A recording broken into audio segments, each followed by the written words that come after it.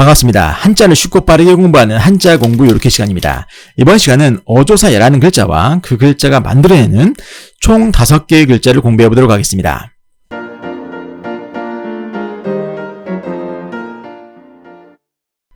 어조사야라는 글자와 그 글자가 만들어내는 총 5개의 글자를 공부하고 있는데요. 자, 이번 시간에 공부할 글자들의 모양을 먼저 보도록 하겠습니다.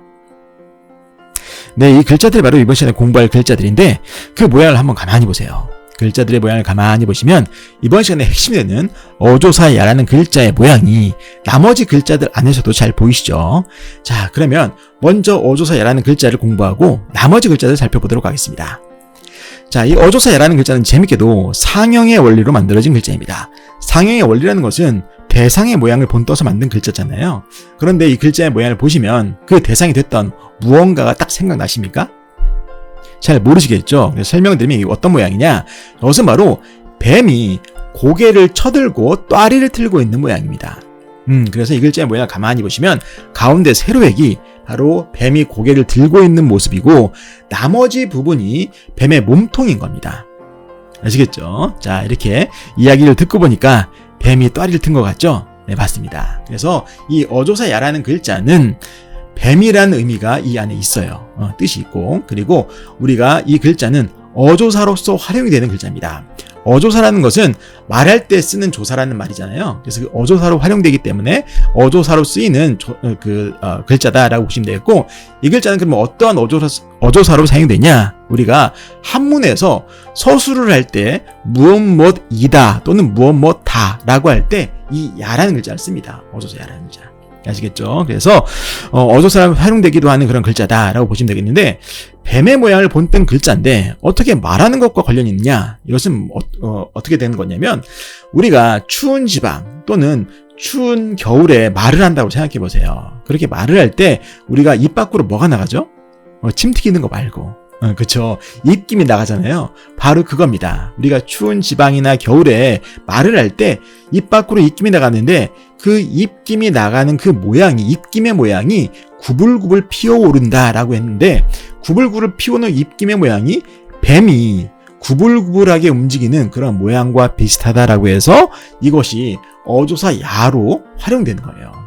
재밌죠? 여러분들이 평소에 추운 지방에서 또는 추운 겨울날 이야기를 할 때 입 밖으로 입김이 나가는 그러한 경험을 하실 때마다 이 글자를 연상하시면 쉽게 파지될 거라 생각이 듭니다.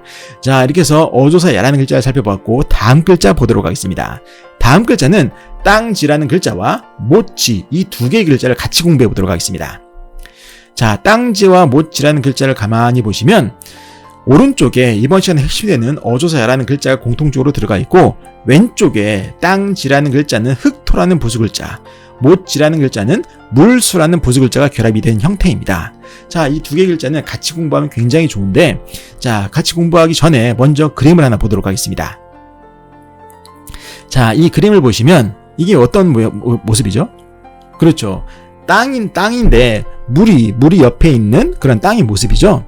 그런데 여러분들 저 그림에서 가만히 보셔야 될 게 뭐냐면, 그 땅과 그 물이 맞닿아 있는 그 경계면을 한번 쭉 보세요. 그 경계면을 보시면 우리가 인간이 어떠한 인위적인 작업을 하지 않는 이상 대부분 자연 상태에서는 그 경계면이 구불구불합니다. 구불구불.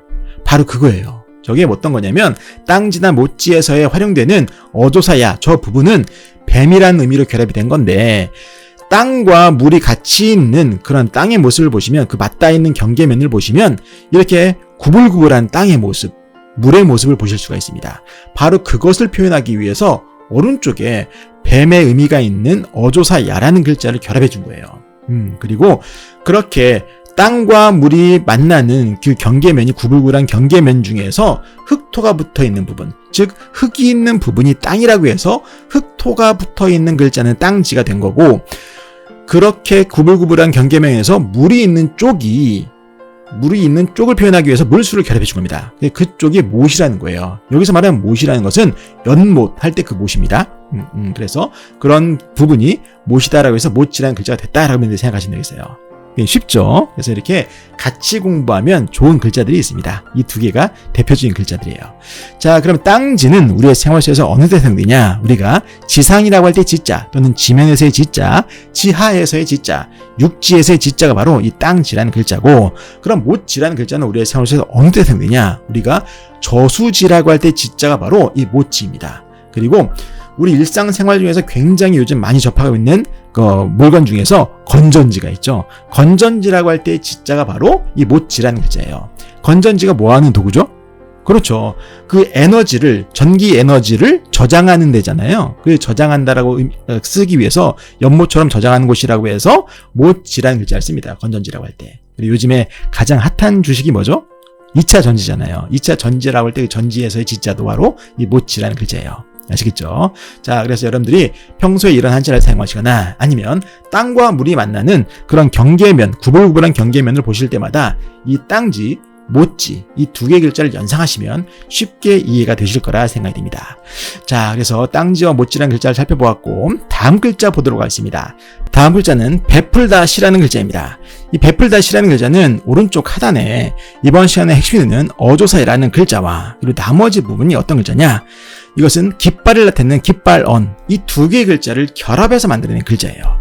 즉, 깃발이란 뜻의 글자와 어조사야, 이 두 개의 글자를 결합해서 베풀다시라는 글자가 된 겁니다. 자, 당연히 여기서도 오른쪽 하단에 있는 어조사야는 어조사라는 뜻으로 결합된 게 아니겠죠. 당연히 이 글자의 중심 의미인 그 뱀이라는 뜻으로 결합된 거예요. 그럼 깃발과 뱀이라는 게 결합됐는데 그럼 뭐겠습니까? 그래도 잘 모르시겠어요? 말씀을 드리는 게 뭐냐면, 이 글자가 표현하고자 하는 것은 뭐였냐면, 우리가 깃발을 딱 개항을 했을 때 바람에 어떻게 되죠, 깃발이? 그렇죠. 노래에도 있듯이 펄럭이잖아요. 바로 그렇게 깃발이 바람에 펄럭일 때 그 펄럭이는 깃발이 구불구불하면서 이렇게 펄럭이는 거잖아요. 그 구불구불하게 펄럭이는 것을 표현하기 위해서 어조사야라는 글자를 결합해 준 겁니다. 그래서 깃발이 펄럭이는 것을 표현한 글자다라고 여러분들이 생각하시면 되겠어요. 자, 그런데 어떻게 뜻이 베풀다냐? 이렇게 생각할 수가 있는데, 먼저 베풀다의 뜻을 여러분들이 먼저 생각을 하셔야 돼요. 베풀다는 것은 뭐냐면 어떠한 일을 실행한다는 소리입니다. 뭔가 행한다는 거예요. 그게 원래 베풀다라는 소리입니다. 우리가 잔치를 베풀다라고 하죠. 잔치를 베풀다. 잔치를 베푸는 것은 뭡니까? 잔치를 한다라는 소리입니다. 그 잔치를 한다라고 했을 때 수많은 사람들이 같이 즐거워하고 음식도 나누기 때문에 즐거움과 음식을 나누는 그 뜻이 결합이 돼서 나중에 지금 우리가 사용하는 것처럼 뭔가 나누는 그런 의미가 결합이 더해준 것뿐이에요. 아시겠죠? 그래서 본래 이 베풀다의 뜻은 뭔가 일을 하는 것을 나타내는 겁니다.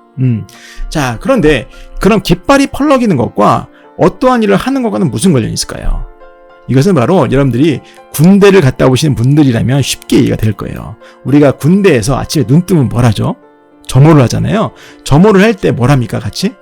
그렇죠. 국기를 개항하잖아요. 일과가 시작되고 우리가 어떠한 일을 한다라고 표현하기 위해서. 그리고 여러분들 올림픽이나 그런 것들 보세요. 그럼 뭘 합니까? 가장 먼저? 그렇죠. 국기를 개항하잖아요. 국기가 들어오고 경기장 안으로. 바로 그겁니다. 옛날부터 지금까지 이렇게 국기 또는 어떠한 깃발이 딱 올라간다는 것은 거기에 해당하는 어떠한 일이 진행된다는 소리예요. 그래서 이 바람이 펄럭이는 이 깃발을 표현함으로써 어떠한 일을 하고 있는 것을 표현한 겁니다. 아시겠죠? 자, 그래서 여러분들이 이렇게 깃발이 펄럭이는 모습을 보실 때마다 어떠한 일이 진행되는구나 라고 생각하시면서 이 베풀다시라는 글자를 연상하시면 쉽게 이해가 되실 거라 생각이 듭니다. 자, 그럼 이 글자는 우리의 사용처에서 어느 때 사용되냐? 우리가 시상이라고 할 때 그 시자 또는 시설에서의 시자, 시정한다라고 하죠. 그 시정에서의 시자 또는 시행에서의 시자, 실시라고 할 때 실시한다라고 하죠. 그 실시에서의 시자가 바로 이 베풀다시라는 한자입니다.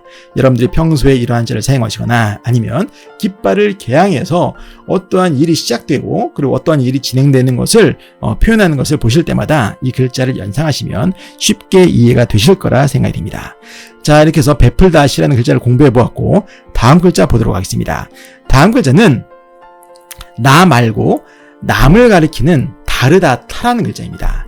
이 다르다 타라는 글자는 이번 시간의 핵심에는 어조사 야라는 글자와 왼쪽에 사람을 가리키는 사람인 이 두 개의 글자를 결합해서 만들어낸 글자입니다.